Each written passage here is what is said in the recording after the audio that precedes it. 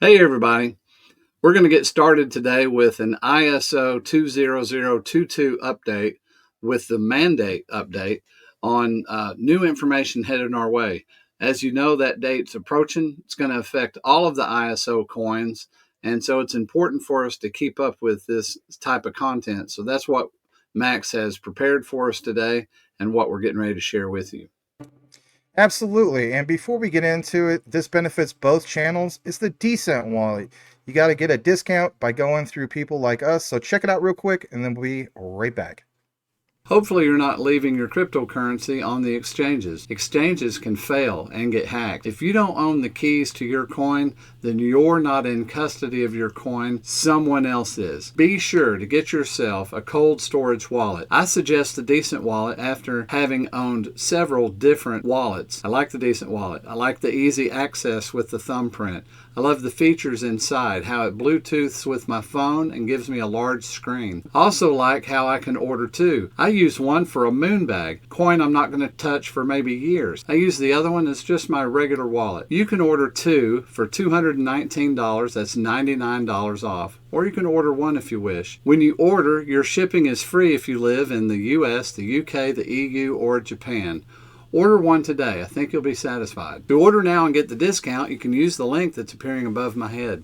There's also a link in the description, and generally there's one at the end of all my videos. Go ahead and order now. You'll be satisfied. All right, welcome back. With that said, let's take a look at on-chain activity. So we are talking about the ISOs and so on. Let's give you an example in regards to XRP. And I want to put a highlight to this particular platform. You maybe have never heard of it. It's new, and it's built on the XRPL. It's referred to as ChainStats. And what you see here is this particular pairing from XRP with the US dollar. And emphasis will be on the bottom right. So, what it shows here basically is that let's face it, we just had the inauguration of President Trump. And from what we see right here is, again, some key things. And what I want to share with you guys is basically this. It's on the bottom right. Do we see more inflows of buying orders on XRP? Well, basically, we see that's a little bit neutral. In real time, 460.9 XRP. Sells are about slightly under. Buy volume is 1,487,000, and the sell is slightly below that. So again, a little bit more towards the buys than the sells, which is cool. And the amount of buyers overall says is 1.2 million for the day, and the sellers is 1.8 million. So we'll have to double check to see how that goes. If things like this interest you, to get it in real time to see what happens with on-chain data and net flows, or if something's going to be liquidated and whatnot. Again, check out ChainStats Pro. And on top of that, if you want their Pro version instead of the basic, pretty cool. A lot different from just CMC. They show total value locked. They show, obviously, fear and greed. They give you a watch list, order books, liquidation chart, but they also are increasing the number of tokens for on-chain intelligence other than just, obviously, BTC. Even a block explorer. It's a really cool analytical tool. And again, where global markets connect, join the traders and investors shaping tomorrow. And again, what do you see? Fear and greed index, Bitcoin net flows, stablecoin net flows. Obviously, we're talking about things like RLUSD, Circle, so on and so forth. But it's all there for you on one platform. Very cool stuff. And again, in real time. So if this interests you, by all means, check out chainstats.pro. All right, jumping into the news of the day. There is an update in regards to Swift. Now, Swift.com put out this update roughly last month, and man, it flew under the radar to say the least. As Will and I get into this, we see that, this whole announcement of why JP Morgan Payments took a strategic approach to ISO 222 adoption. Again, posted last month, but key thing is really flew under the radar. So JP Morgan, the whole mandate of November 2025, again, mandate, deadline, same thing, but payment instructions drawing closer. So when we got into this, we saw here that JP Morgan processes nearly 10 trillion in payments daily, operating in over 160 countries and over 120 currencies. Now, it's interesting to see this. And here again is why we point this out. It's the power of early adoption. Whether it's JP Morgan and so on, they're committed to being an early adopter of ISO 222 and currently accounts for about 30% of the total ISO 222 cross-border payment message traffic on their network. Whose network? It's SWIFT. So is SWIFT going to be saved by JP Morgan? And if so, well, if anything, do they represent that piece of the pie? A lot of people say that SWIFT is going to be replaced. Well, is SWIFT basically updating? What do they have to save themselves? Well, again, look at this highlight. This guy named Ciaran Byrne is the head of global clearing product and transformation over at JP Morgan. He says that migration is key to future-proofing the payments ecosystem and unlocking full potential of enriched data. As I jump further down into this, I saw, plain as day, the want and need of not just the mandate, but like he says, preparation is key to the success. They understand that there's deadlines, but again, they feel as though that they have to get involved. So JP Morgan, there's Kinesis. Again, they changed the name. But again, I want you guys to understand that there's this thing of SWIFT, obviously, with Chainlink, and I want to give them an honorable mention. But before I have Will jump into here, I want you guys to understand this. When I go over to the European Payments Council, from the link from SWIFT, it brings us to here. It says as of the 16th of November 2025, all participants must also be able to support delivery of a hybrid address when payment end users and scheme participants want a hybrid address in their outgoing incoming SEPA payment transactions. SEPA stands out with Quant. From this date, scheme participants cannot reject SEPA payment transactions only due to the inclusion of a hybrid address. And look at this in regards to enforcement, everybody.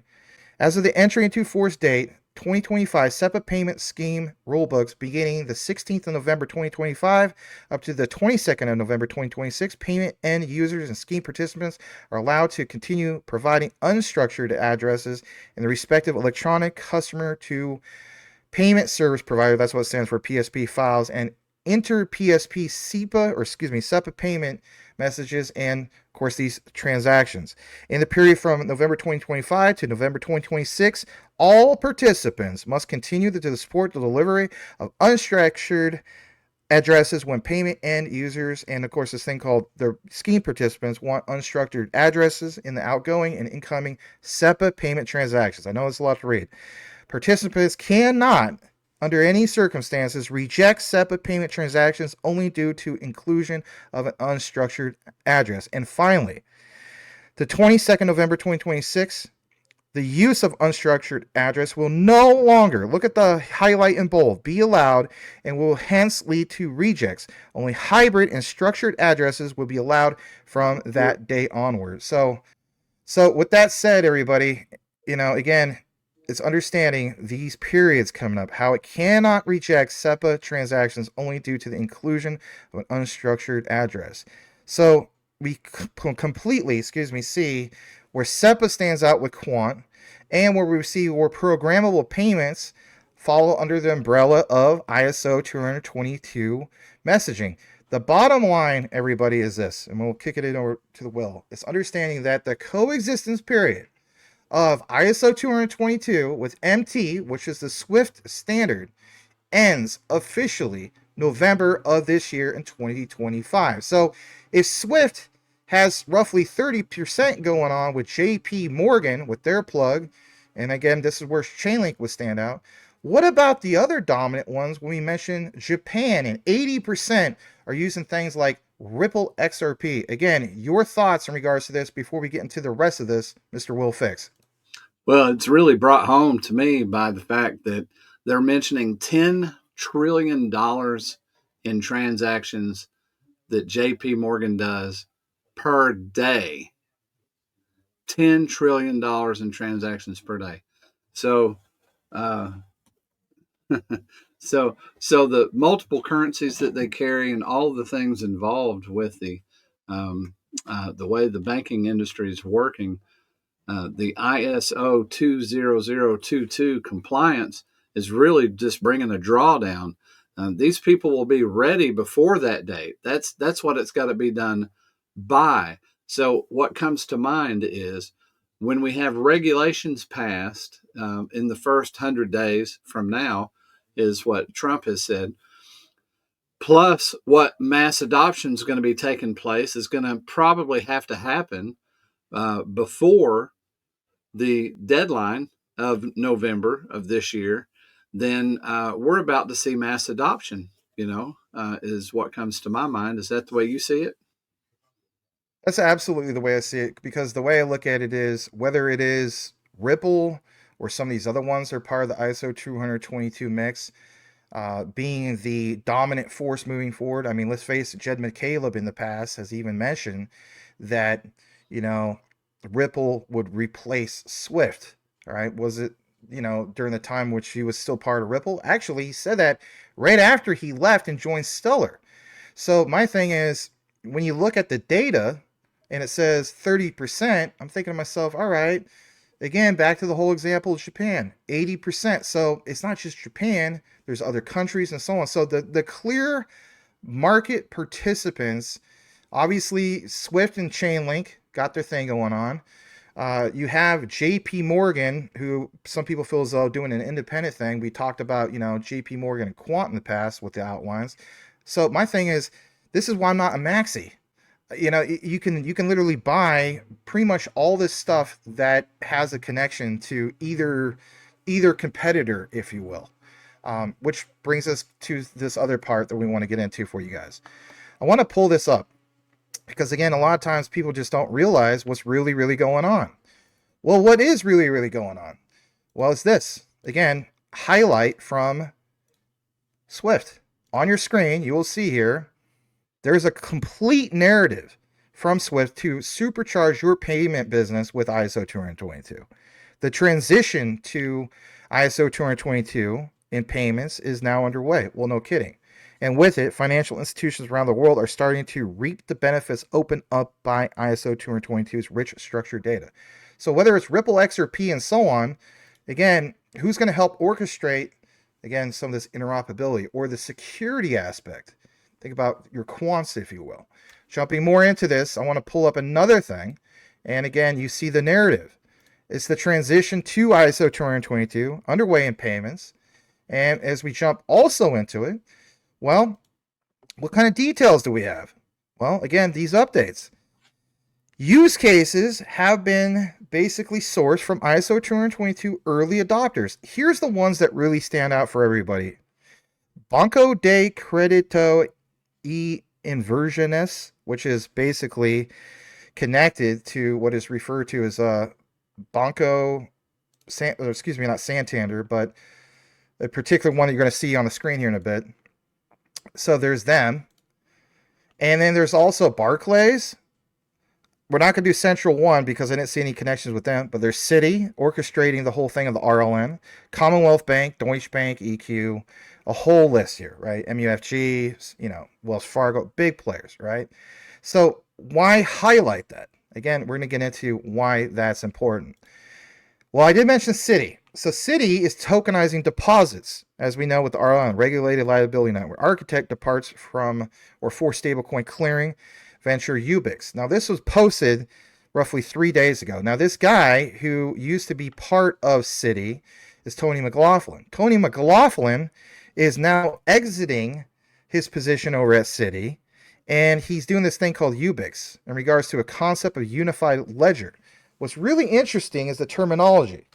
And it mentions specifically, when we get down into it, that this new platform he's going to, Ubyx, look at this, part of a clearing system. Visa, MasterCard. We know that Visa, for example, has a thing with Quant. We know that MasterCard has both Stellar partnership announced recently. They have Hedera, right? So it's the whole thing of doing these things with the stable coins and so on. But the bottom line is giving banks a single path to redeem stablecoins from all participating issuers via an API. One API, think about that. Overledger. That's the king of APIs at this point. And I don't want to make this just about the Overledger and Quant, but interesting to see that new posting. Why? Well, again, Tokenizer posted a little bit about this, and highlighting this, and how we see Gilbert Verdian gave Tony some recognition.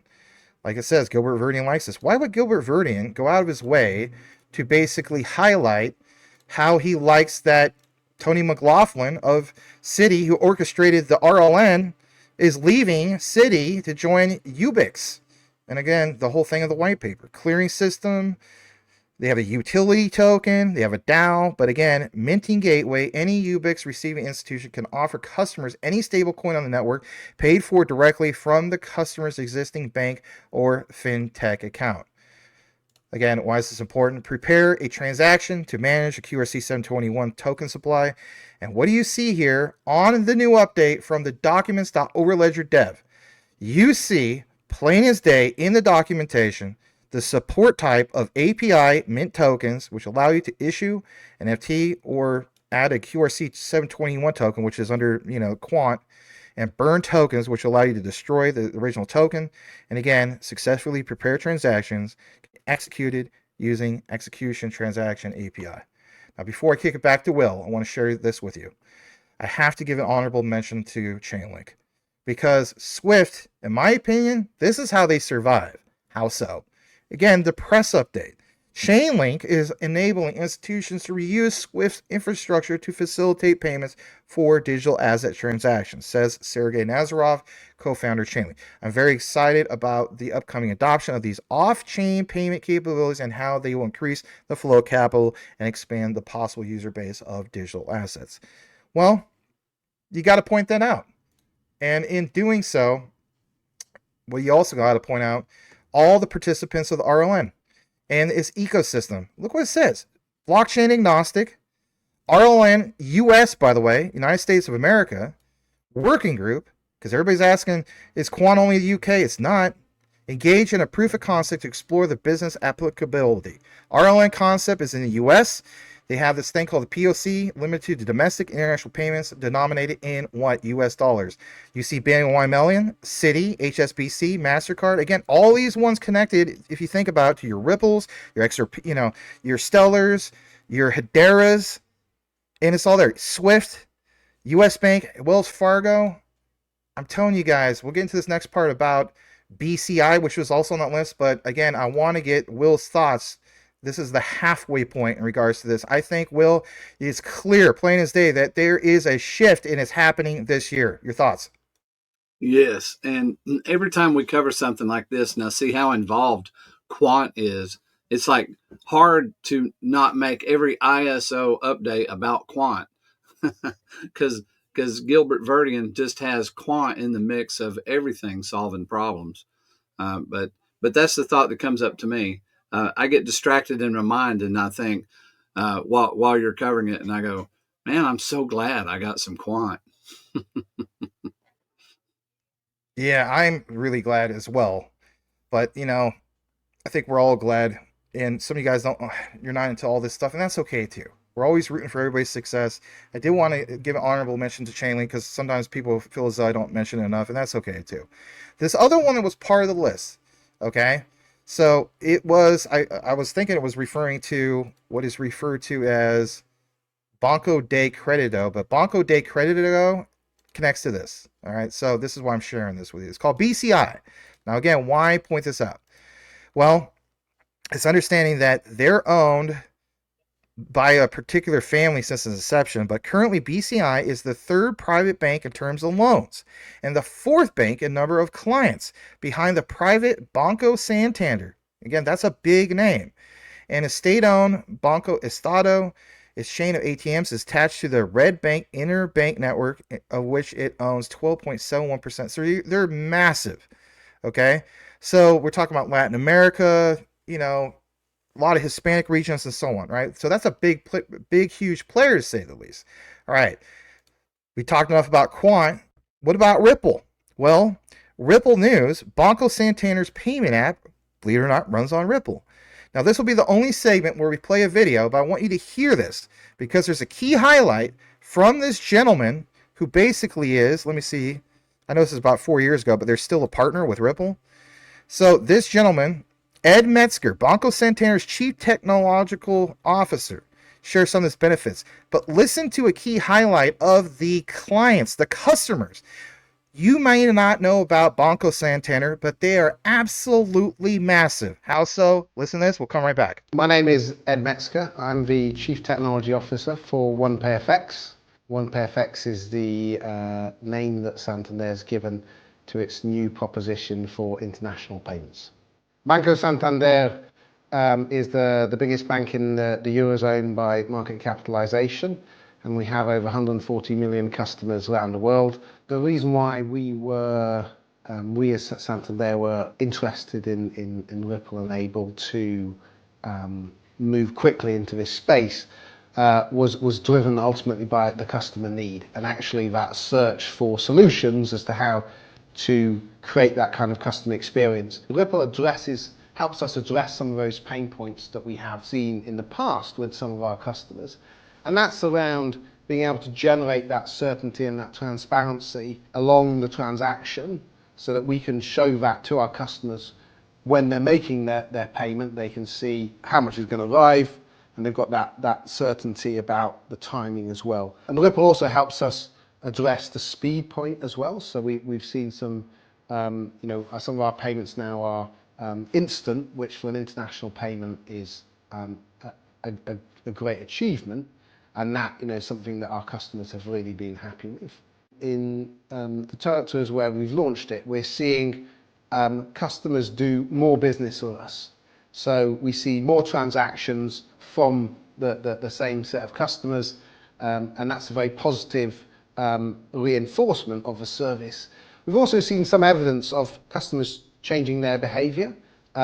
So as they understand that the service is faster, and as they understand that service gives them that certainty of how much is going to arrive there, we've seen some evidence of customers using it in new ways, a little bit more akin to a standard domestic payment. And that customer behavior, again, is very positive for us because it tells us that people feel comfortable using the service. In our partnership with Ripple, what's worked really well for us is not just the technology, but also the partnership with other financial institutions. We found that certainly a very important point as we've expanded and scaled up the service to our customers. Our most important ROI from this is the customer satisfaction. The thing that's driven us forward is the positive feedback that we've got from offering the OnePayFX service to our customers. And I think as we've mentioned, that's the key attributes are around certainty, transparency, and underpinned by a competitive price. Ripple is part of that mix that allows us to deliver that service. But the key return on investment for us is being able to do more business with more customers and having those customers coming back to us in the future.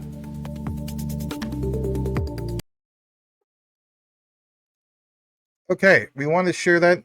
Obviously, I want to get Will's thoughts in that regard. 140 million customers. Will, I mean, at the end of the day, are we led to believe that all of those 140 million, that they're only going to deposit or do a $1 transaction? My answer is no. Your thoughts? Yeah, if they all did $1, it's $140 million in transactions. Yeah, it's I mean, we're being set up for just a tremendous year this year on all the ISO coins, especially with the mandates coming in place. I mean, it's mass adoption time, and we've only covered a couple banks, and we're talking $10 trillion a day.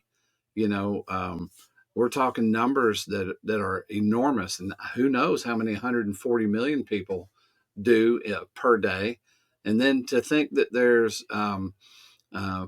non-disclosures of 1,700 plus banks, and that they've been signing more deals since the lawsuit started. So we got years behind us of more deals being signed.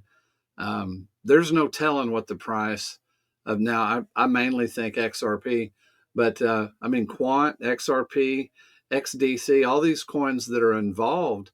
Man, we're going to see probably massive numbers headed our way.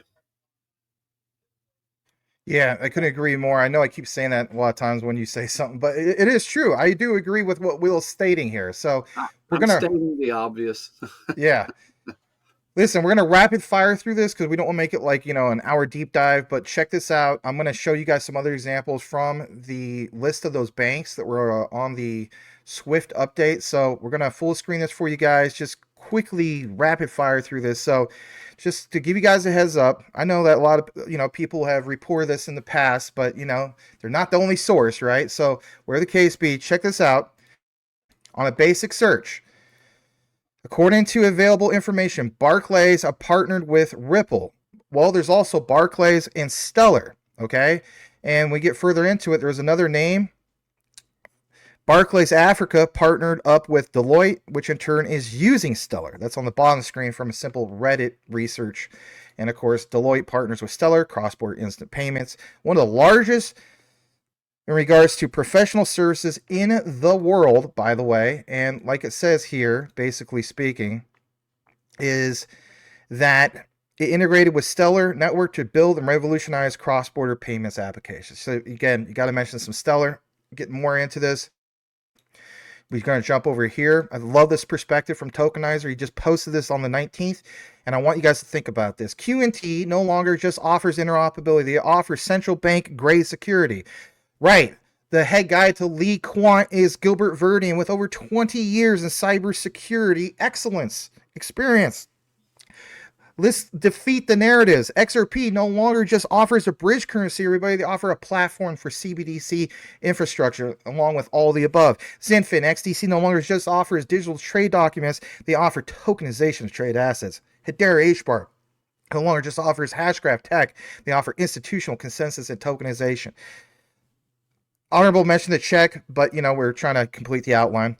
XLM no longer just offers peer-to-peer payments. They offer tokenized institutional products. Algorand no longer offers just, the whole thing of scaling a layer 1. They offer post-quantum signature security. Iota, I hold Iota, no longer just offers M2M comms. They offer industry purpose tokenization. And I love this analogy. These projects may be old as time, hence why they're often called Dynacons, but with time also comes progress. And again, the trust layers. Like BTC has that trust. These moving forward have that trust, but they have real utility. All right, getting more into this. Back to the whole topic of, if you're new to our channels, Japan financial sector, basically, like you see here, mentions specifically how they're undergoing a transformative shift as nearly 80% of the nation's banks plan to integrate XRP into their systems by 2025. So again, 30% you have with JP Morgan, with Swift, again, the Ripple approach. And it's not just Japan, everybody. It's all these other ones. And what about Quant? Well, Plaid with Quant, Overledger API, this is a new discovery, everybody, from Pipe Dream. Are we all believing in hopium and a pipe dream? We'll call it you want. This is big. Now, some of you guys know about Plaid. Look at this. Plaid is a service that allows users to link their Citi bank accounts to other financial apps. Guys, call it a bombshell. But guess what? Citibank orchestrated the RLN. This is the plug of Citibank with Quant officially right here on our channels. Plaid acts as the intermediary between the user bank and the app, authenticating users' financial information, allowing the app to securely access it. That's huge. Users link their Citi bank accounts, of course, to Plaid. And it mentions a lot about security. Think about it. Getting more further into this, on the list was Commonwealth Bank of Australia, involved with ISO TC 307, the Quant network standard. Again, back to the Swift update. On their site, mentions specifically Commonwealth Bank of Australia. And getting more into it, what about Standard Chartered? Well, Deutsche Bank, XDC plug, part of that ecosystem, Universal Digital Payments Network trial. And even what you see here. What about Lloyds Banking Group, blockchain payment partners? You have WaveBL, Citates, the whole thing, or Sites, I should say, electronic bills of lading, and you see, of course, the finality, some of that competition, if you want to call it that. But when you go to XDC Trade Network, .net, or XDC Trade.network, transforming global trade, a collaborative journey towards seamless digitalization. Warehouse receipts, commercial invoice, bills of lading, certificate of origin, packing list, custom goods declaration, transforming supply chain. And then before you wrap it up, Lloyds Bank Group Quant Network. Lloyds Bank involved in RLN. There's your Quant plug. Also on top of that, to wrap it up, what about MUFG? We'll use Ripple. Boom. And then on top of that, what do we also have? Scotiabank partnered with Google, Cloud, IBM WorldWire. You have, for example, Stellar. MasterCard. You have Stellar. You have Quant. You have Hedera. And then topping it off, Standard Chartered Bank is partnered with Ripple to improve cross-border payments using XRP. And last but not least, honorable mention to Wells Fargo. Ripple and Wells Fargo, and like it says, Ripple partner company, the clearinghouse, working with Wells Fargo to challenge the dominance of SWIFT with a new instantaneous payment system. So for me, the writing is on the wall, Mr. Will Fix, and that is basically this. SWIFT may very well be saved by the likes of Chainlink / JP Morgan, but when it comes to the dominant players is what we are personally invested into, which is these ISOs, which I think are absolutely going to dominate when we have this mandate. Your closing thoughts, sir? My closing thoughts are this. There's nobody else that's showing this kind of research out on the internet. I'm probably the only one that's showing this. That's what I think. I think other than the almighty Hulk, that you are probably bringing out more details, more information than anybody on the internet. So I'll just say bravo, man. What a great piece of work. You're too kind, but we do share respect the Crypto Hulk. We might joke about him, but he's a good man. He's a good man, and God bless him. Yeah. I support his channel. I send him money. I like the guy. Right on. He's a joy to watch. Well, guys, that's it. We're going to wrap up the outline. Big update in regards to ISO 222. Thought I would bring it to you guys with my brother in Christ, the one and only Will Fix. Simply do us a favor, smash that like, share it. If you're new, consider subscribing to our channels. And with that said, here is your code word, or two of them, for you guys. And that is Crypto Hulk. And we'll know that you listen to the entire outline. On behalf of myself and Will, really appreciate you guys. Know what you have, know what you hold it. The research trumps FUD, 110%. We'll see you on the next one.